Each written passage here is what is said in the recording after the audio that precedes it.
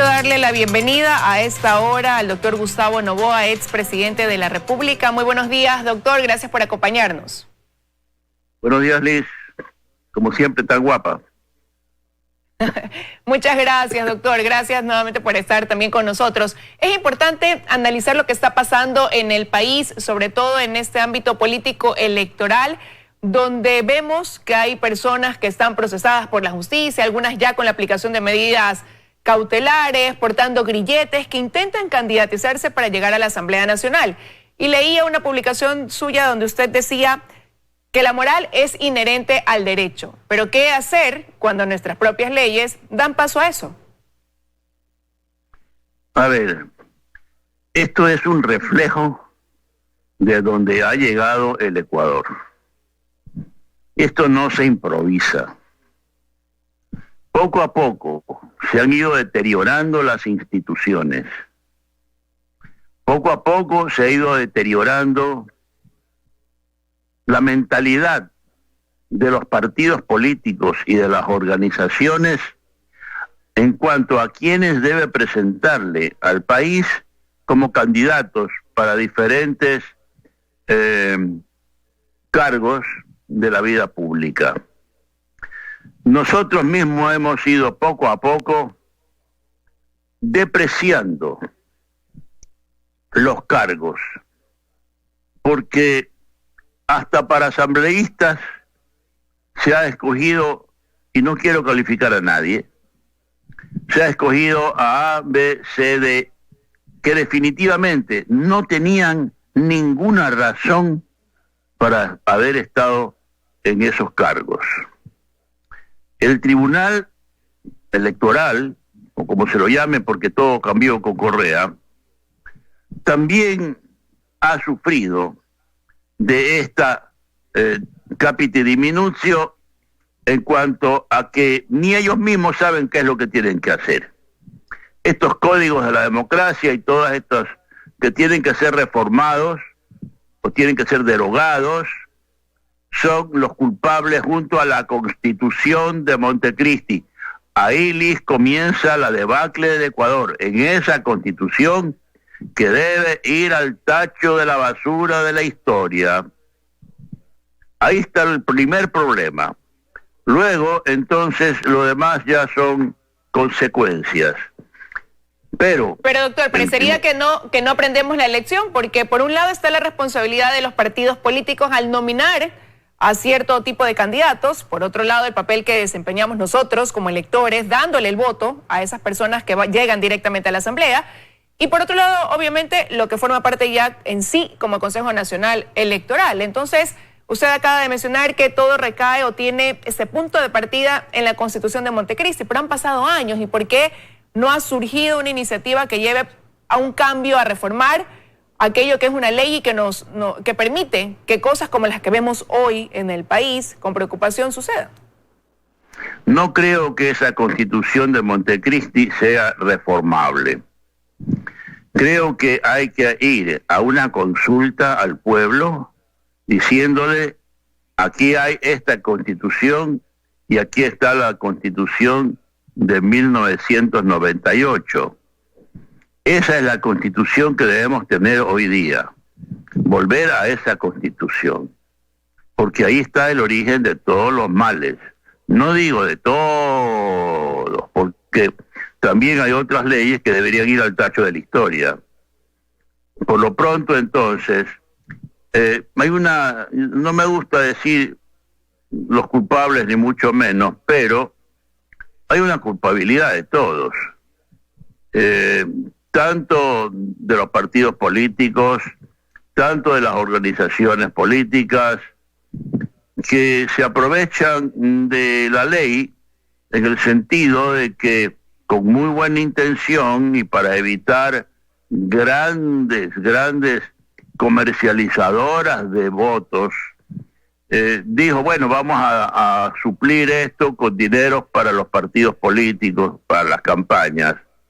Pero ahora entonces se ha convertido que hay una gran cantidad de candidatos y puede ser que algunos de ellos estén de candidatos solo para reabastecer sus bolsillos en esta época de pandemia, porque no se explica que hayan candidatos que no tienen ningún chance, pero el más mínimo chance, y que sin embargo están presentes para la ley electoral.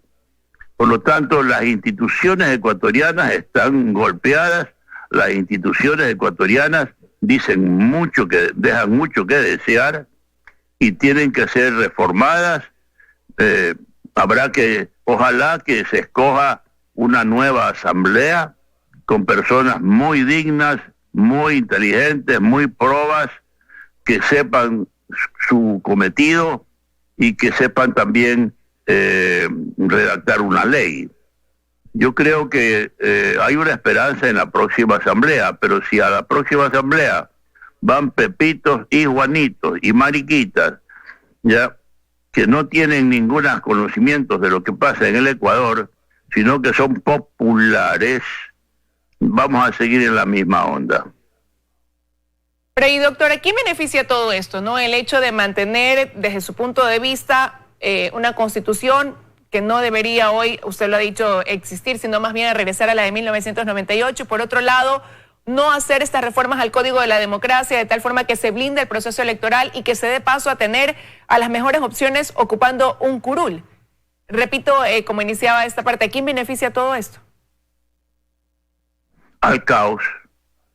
El caos es el mayor beneficiario de todo esto. Porque cuando no se sabe exactamente, y en este momento de la historia hay una gran cantidad de personas que no saben por quién votar, que no tienen ni siquiera idea de por quién deben votar, eso le da a usted la curiosidad de decir por qué. ¿Qué pasaría si en el Ecuador el voto es voluntario? El grado de personas que no votarían en las elecciones sería gigantesco, porque se va a votar por un papelito que le exigen para tal o cual declaraciones. Y entonces se va a votar por un papelito, pero no se va a votar por una obligación cívica. Así que dejemos libre a los electores para votar o no y va a ver qué pasa. ¿Qué pasa? Un abstentismo gigantesco. Así que creo que Ecuador debe dar un rumbo diferente, un rumbo a una república, una verdadera república democrática y no un remedo de democracia, que es lo que hemos tenido aquí con Correa y en algunas instituciones hoy día también. Ahora, doctor, pero eso pudiera ser un proyecto al futuro a corto plazo, a largo plazo, pero lo cierto es que hoy ya estamos inmersos en un proceso electoral donde tendremos que ajustarnos a lo que dicen actualmente esas leyes que rigen para el proceso electoral. Y vemos con preocupación las opciones de candidatos que intentan algunas organizaciones políticas incluir en sus listas personas, como lo decía, que están procesados penalmente, que están señalados por delitos de corrupción. Entonces, viendo ese panorama, que si bien es cierto, habrá que ver qué pasa tras las objeciones que pone el Pleno del Consejo Nacional Electoral, esos días que da para subsanar el incumplimiento de requisitos, habrá que ver cuál es el resultado de eso, pero lo cierto es que hay ahí el riesgo de tener gente que no tiene ni probidad moral, ni tiene la calidad moral para poder ocupar un puesto en la Asamblea. Entonces, ¿hacia dónde nos proyecta eso frente a los comicios del próximo año? Bueno, en primer lugar, las personas que se quieren postular para estos cargos, siendo en realidad prontuariados, indica que esas personas no tienen ninguna visión de lo que es la ética. La patearon y la patean. Que un señor que se huye en una avioneta, que se desbarata la avioneta y se salva de milagro, quiera ser asambleísta, ¿cómo se lo puede calificar? Escojamos cualquier calificación. Es una aberración histórica. Y de ahí en adelante, entonces, la organización que lo escoge o que lo nomina es otra. Es decir, la persona humana que quiere hacerse asambleísta, siendo prácticamente una persona despreciable para la sociedad en este momento, no estoy hablando de ningún nombre, sino en general, la persona, uno, dos, la institución que lo quiere postular, a esa persona o a cualquier otra, indica que hemos llegado a un estado de putrefacción como sociedad, que no tiene a nadie a quien presentar con un pergamino, con un currículum que amerite el honor de ser asambleísta de este país, sino que estamos buscando a la escoria, a lo más bajo de la sociedad, y eso no se puede aceptar, no se puede aceptar. El Tribunal Supremo Electoral no puede admitir a ninguno de estos mangajos que quieren ser asambleístas o cualquier otra dignidad en este país. Y si no, que el tribunal se vaya a su casa. Y si bien es cierto, eso pasa por la decisión del Consejo Nacional Electoral, también cuánto quizás puede llegar a contribuir la lentitud de la acción también de la justicia, ¿no? La demora que conlleva toda la investigación, debido también a las astucias de los abogados que retrasan esos procesos, al punto de llegar a un momento como este, de que hayan ciertos prontariados que quieran postularse como candidatos a la Asamblea. ¿Cómo evaluar también ese comportamiento de nuestra justicia en la incidencia que pueda tener directa o indirectamente en conllevar a esta situación? Es que, Liz, la tragedia del Ecuador, porque es una verdadera tragedia, es lo que estamos viviendo. Yo he sido decano de Facultad de Derecho, rector de universidad, y me da vergüenza ver cómo abogados jóvenes se prestan a cualquier situación y cualquier argumento no jurídico, sino cínico, para defender a sus clientes, por un lado.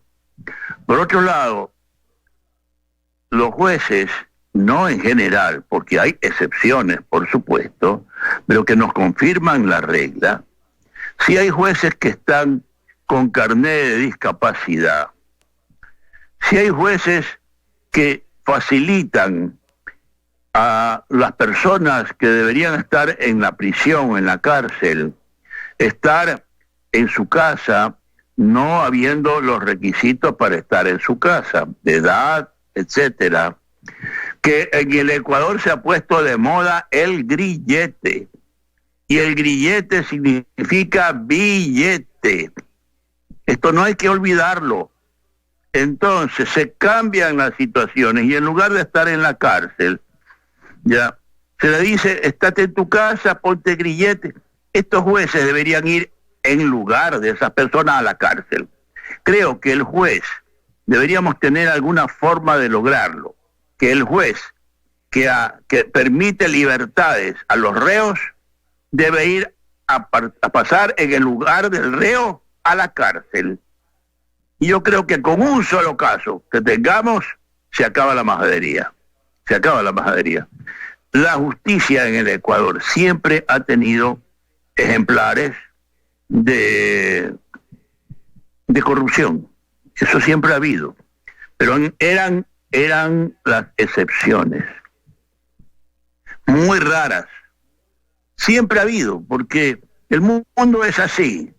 Entonces, me acuerdo de un juez laboral que le dijo a un cliente, a quien yo conocí, aquí tiene 12 sentencias a favor y 12 en contra. Las sentencias a favor suyo valen tanto. Esa persona dijo, no, yo apelaré y me iré a la segunda instancia. Es decir, siempre ha habido jueces que han dejado muy mal a la judicatura. Pero como usted lo decía,